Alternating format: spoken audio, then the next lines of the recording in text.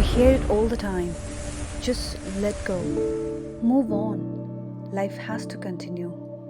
But honestly, it's not that easy.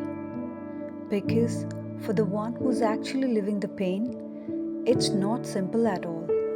You carry the pain, you try to be okay, and suddenly you're back in that moment again.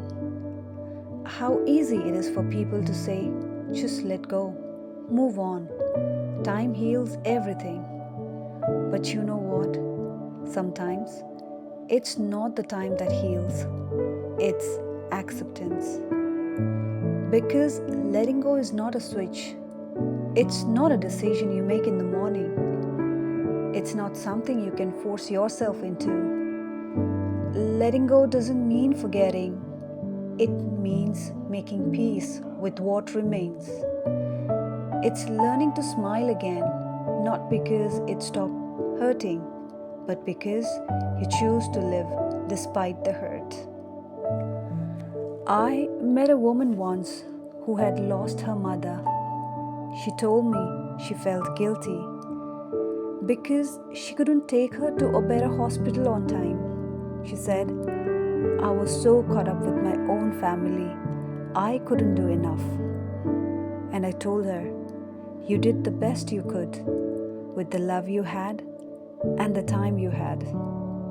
And sometimes the soul chooses its own moment to leave. Her mother didn't leave because she failed. Her mother left because her journey was complete.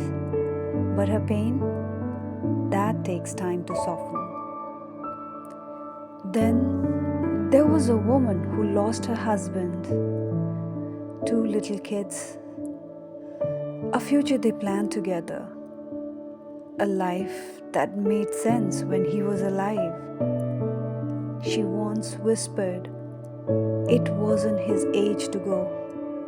Why did life take him from me? What do you tell a woman like her? What do you say to a heart that has lost its home? You don't tell her to move on.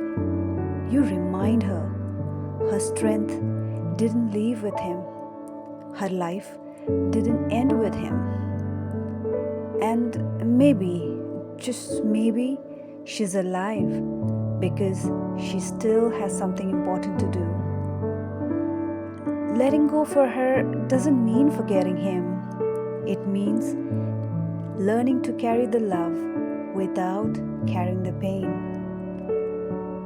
And then there was a young man, heartbroken after 5 years of love. He had given everything, his time, his dreams, his heart, and one day she just left him for someone else. He told me, I don't feel like living anymore. Everything reminds me of her. And I looked at him and said, you didn't lose everything.